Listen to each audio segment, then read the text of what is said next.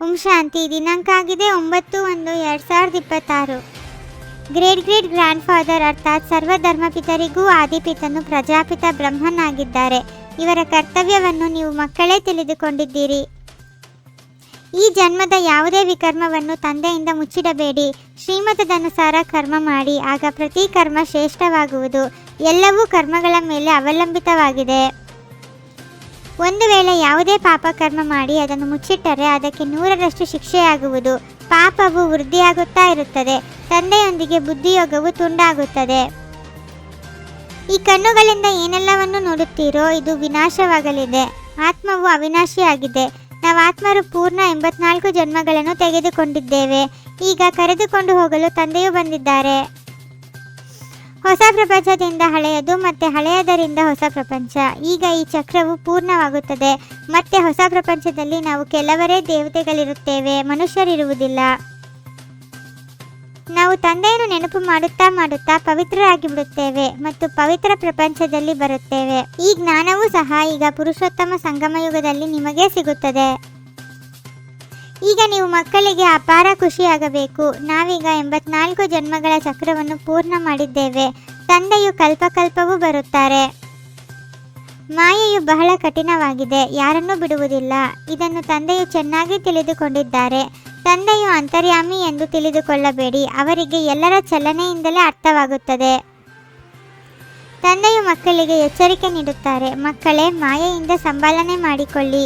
ಮಾಯೆಯು ಯಾವುದಾದರೊಂದು ರೂಪದಲ್ಲಿ ನುಂಗಿಬಿಡುತ್ತದೆ. ಆದ್ದರಿಂದ ಮಕ್ಕಳು ಬಹಳ ಎಚ್ಚರಿಕೆಯಿಂದಿರಬೇಕಾಗಿದೆ. ಸತ್ಯ ತಂದೆಯ ಜೊತೆ ಬಹಳ ಸತ್ಯವಾಗಿರಬೇಕು. ಇಲ್ಲವಾದರೆ ಬಹಳ ನಷ್ಟವಾಗುತ್ತದೆ. ಮಾಯೆಯು ಈ ಸಮಯದಲ್ಲಿ ಬಹಳ ಕಠಿಣವಾಗಿದೆ. ಇದು ರಾವಣನ ಪ್ರಪಂಚವಾಗಿದೆ. ತಂದೆಯು ತಿಳಿಸುತ್ತಾರೆ, ಯಾವುದೇ ತಪ್ಪುಗಳಾಗುತ್ತವೆ ಎಂದರೆ ಮುಚ್ಚಿಡಬೇಡಿ, ಸ್ಪಷ್ಟವಾಗಿ ತಿಳಿಸಿ. ಇಲ್ಲದಿದ್ದರೆ 100ರಷ್ಟು ಪಾಪವಾಗಿ ಬಿಡುವುದು. ಮನಸ್ಸು ತಿನ್ನುತ್ತಿರುವುದು, ಒಮ್ಮೆಲೇ ಬಿದ್ದು ಹೋಗುವಿರಿ. ನಿಮ್ಮ ಯುದ್ಧವು ಮಾಯೆಯ ಜೊತೆ ಇದೆ. ಮಾಯೆಯ ಜೊತೆ ಹೇಗೆ ಯುದ್ಧವಾಗುತ್ತದೆ ಎಂಬುದನ್ನು ಪ್ರಪಂಚದಲ್ಲಿ ಯಾರೂ ತಿಳಿದುಕೊಂಡಿಲ್ಲ. ಈಗ ತಂದೆಯು ಜ್ಞಾನದ 3ನೆಯ ನೇತ್ರವನ್ನು ಕೊಟ್ಟಿದ್ದಾರೆ. ತಂದೆಯು ಶಿಕ್ಷಕನ ರೂಪದಲ್ಲಿ ರಾಜಯೋಗವನ್ನು ಕಲಿಸುತ್ತಾರೆ. ಮತ್ಯಾರೂ ರಾಜಯೋಗವನ್ನು ಕಲಿಸಲು ಸಾಧ್ಯವಿಲ್ಲ. ನಿಮ್ಮನ್ನು ವಿಶ್ವದ ಮಾಲೀಕರನ್ನಾಗಿ ಮಾಡುತ್ತಾರೆ. ಇದು ಪುರುಷೋತ್ತಮ ಸಂಗಮಯುಗ, ಗೀತಾ ಭಾಗವಾಗಿದೆ. ಈಗ ಪವಿತ್ರತೆಯು ಮುಖ್ಯವಾಗಿದೆ. ಪತಿತರಿಂದ ಹೇಗೆ ಪಾವನರಾಗಬೇಕು ಎಂದು ಈ ಪ್ರಪಂಚದಲ್ಲಿ ಯಾರಿಗೂ ತಿಳಿದಿಲ್ಲ. ತಂದೆಯನ್ನು ನೆನಪು ಮಾಡಬೇಕಾಗಿದೆ. ಸ್ವಲ್ಪ ಸಮಯಕ್ಕಾಗಿ ಶರೀರ ನಿರ್ವಹಣೆಗಾಗಿ ಕರ್ಮ ಮಾಡಿ, ಮತ್ತೆ ನಾವು ಹೊರಟು ಹೋಗುತ್ತೇವೆ. ಹಳೆಯ ಪ್ರಪಂಚದ ವಿನಾಶಕ್ಕಾಗಿಯೇ ಯುದ್ಧವಾಗುತ್ತದೆ. ಸತ್ಯ ತಂದೆಯ ಜೊತೆ ಸದಾ ಸತ್ಯವಾಗಿರಬೇಕಾಗಿದೆ. ತಂದೆಯ ಮೇಲೆ ಸಂಪೂರ್ಣ ಬಲಿಹಾರಿಯಾಗಬೇಕಾಗಿದೆ. ಜ್ಞಾನವನ್ನು ಧಾರಣೆ ಮಾಡಿ ಬುದ್ಧಿವಂತರಾಗಬೇಕು. ಅಂತರಾಳದಿಂದ ಜಿಗರಿ ಖುಷಿಯಲ್ಲಿರಬೇಕಾಗಿದೆ. ಶ್ರೀಮತಕ್ಕೆ ವಿರುದ್ಧವಾಗಿ ಯಾವುದೇ ಕೆಲಸವನ್ನು ಮಾಡಿ ಖುಷಿಯನ್ನು ಕಳೆದುಕೊಳ್ಳಬಾರದು. ಡ್ರಾಮಾದ ಪ್ರತಿಯೊಂದು ಜ್ಞಾನರತ್ನಗಳ ಅನುಭವದ ಮೂಲಕ ಸದಾ ಸಾಕ್ಷಿತನದ ಸ್ಥಿತಿಯಲ್ಲಿರುವಂತಹ ಅಚಲ ಅಡಲ ಭವ. ಯಾರು ಡ್ರಾಮಾದ ಮಾತಿನಲ್ಲಿ ಅನುಭವಿಯಾಗಿದ್ದಾರೆಯೋ ಅವರು ಸದಾ ಸಾಕ್ಷಿತನದ ಸ್ಥಿತಿಯಲ್ಲಿ ಸ್ಥಿತರಾಗಿದ್ದು ಏಕರಸ ಹಾಗೂ ಅಚಲ ಅಡೋಲ ಸ್ಥಿತಿಯ ಅನುಭವವನ್ನು ಮಾಡುತ್ತಾರೆ.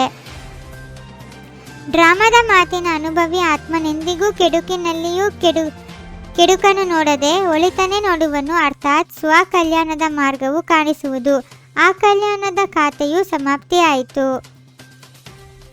ಕಲ್ಯಾಣಕಾರಿ ತಂದೆಯ ಮಕ್ಕಳಾಗಿದ್ದೇವೆ. ಇದು ಕಲ್ಯಾಣಕಾರಿ ಯುಗವಾಗಿದೆ ಎಂಬ ಈ ಜ್ಞಾನ ಹಾಗೂ ಅನುಭವ ಅಧಿಕಾರದಿಂದ ಅಚಲ ಅಡೌಲರಾಗಿರಿ. ಯಾರು ಸಮಯವನ್ನು ಅಮೂಲ್ಯವೆಂದು ತಿಳಿದುಕೊಂಡು ಸಫಲ ಮಾಡುವರು ಅವರು ಸಮಯದಲ್ಲಿ ಮೋಸಕ್ಕೊಳಗಾಗುವುದಿಲ್ಲ. ಓಂ ಶಾಂತಿ. 21 ಜನ್ಮಗಳಿಗೆ 21 ಪರಮಾತ್ಮನ ಮಹಾವಾಕ್ಯಗಳನ್ನು ಆಡಿಸಿ ಹಾಗೂ ನಿಮ್ಮದೇ ಆದ ಈ ಚಾನಲ್ಗೆ ಲೈಕ್ ಮಾಡುವುದನ್ನು ಮರೆಯದಿರಿ.